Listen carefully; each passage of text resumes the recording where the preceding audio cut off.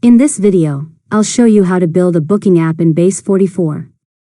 First, open your web browser and go to the BASE44 website.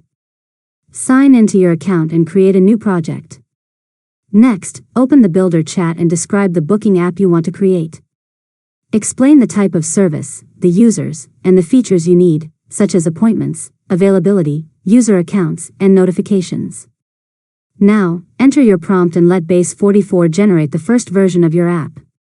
Review the pages, forms, and booking workflow that were created. After that, customize your app by asking BASE44 to add features like calendars, booking management, customer profiles, payment options, reminders, search filters, and an admin dashboard. Next, connect your database and make sure your app can store users, services, appointments, and booking information. Test the booking process from both the customer and administrator sides. Finally, review your app, make any final changes, and publish it when everything is working correctly. And that's it. You've successfully learned how to build a booking app in BASE44.